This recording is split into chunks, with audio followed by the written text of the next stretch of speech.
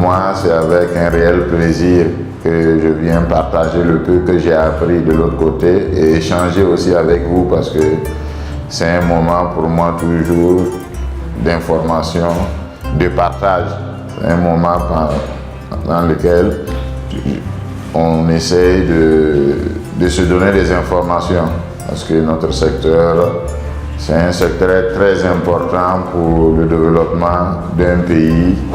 C'est un secteur très important pour l'environnement. C'est un secteur très important pour le présent, mais aussi pour le futur. Il suffit seulement d'imaginer le monde sans le secteur du froid. C'est un monde qui ne peut pas exister. Parce qu'avec notre métier, on arrive à conserver, à manger. Avec notre métier, on arrive à conserver les médicaments. Avec notre métier, on arrive à conserver même les êtres humains. Parce que quand il fait chaud, que vous mettez les climatiseurs, c'est pour aussi permettre aux êtres humains de vivre un peu mieux. Donc, notre métier est très important.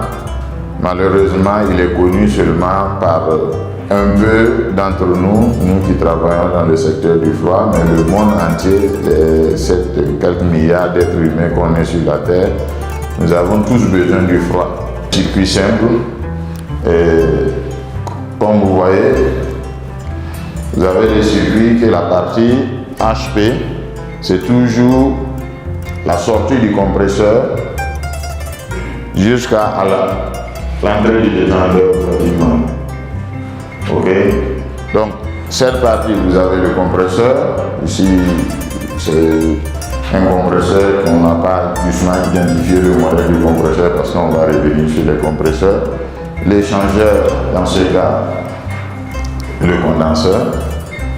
On va sur l'organe de lamination. C'est mieux de l'appeler comme ça, l'organe de lamination, parce que ça peut être un tube capillaire, comme ça peut être une vanne thermostatique, et maintenant il y a différentes formes. Bon, je ne peux pas mettre ça aujourd'hui parce qu'il y a quand même différents. Il y a les capillaires, il y a les vannes thermostatiques traditionnelles que vous connaissez, et maintenant aussi il y a les vannes électroniques qui fonctionnent bien sûr à toujours les mêmes principes, mais c'est géré électroniquement et pas seulement de façon thermostatique, mécanique comme vous connaissez. Je pense que certains déjà, peut-être ici, vous avez déjà expérimenté ça, surtout sur les nouvelles machines qui arrivent de l'Europe.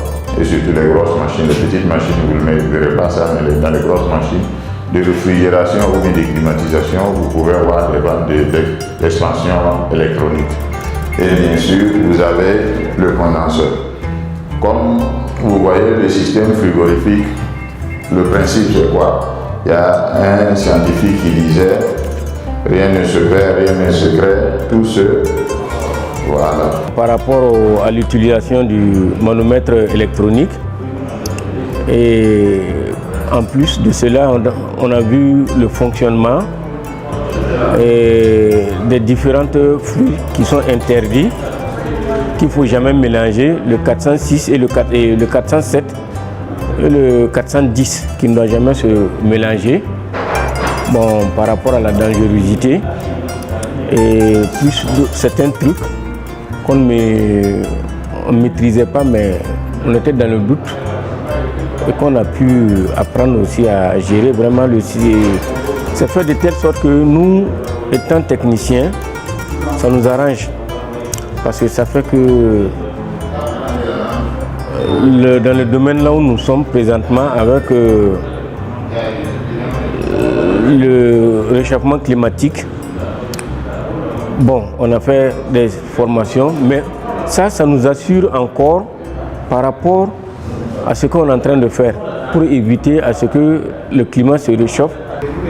Le froid, on ne peut pas l'éviter et on est obligé d'utiliser le froid pour garder nos aliments, en plus nos médicaments, comme les vaccins et la viande aussi, avec les vendeurs de charcuterie.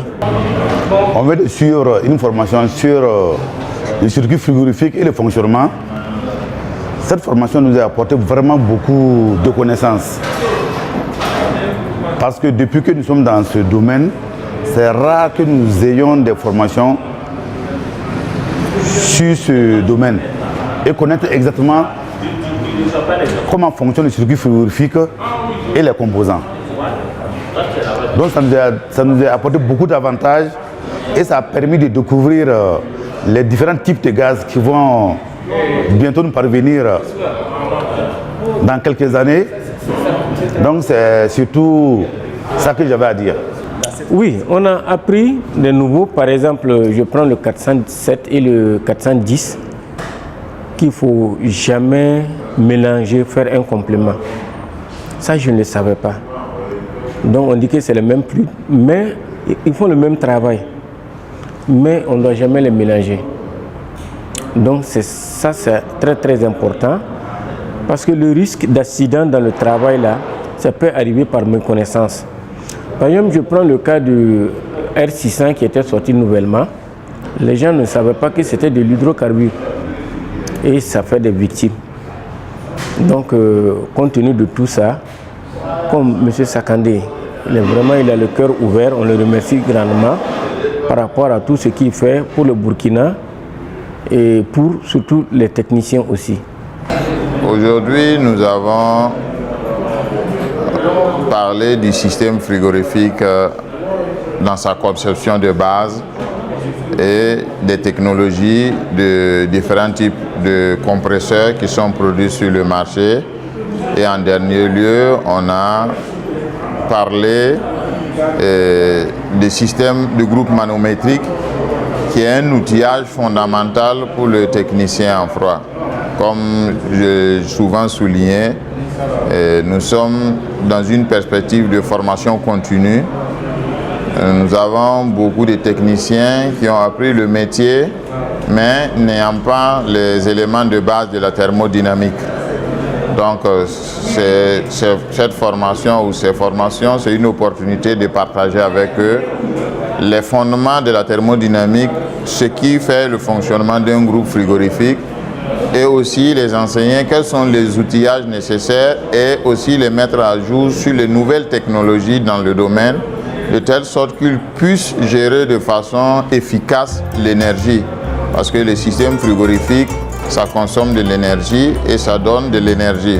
Donc, dans cette activité d'aujourd'hui, l'objectif, c'est de leur permettre de comprendre comment fonctionne un système frigorifique, comment installer ça au mieux et surtout comment gérer les gaz réfrigérants qui sont des éléments importants pour les changements climatiques et aussi pour l'efficacité énergétique dans nos systèmes.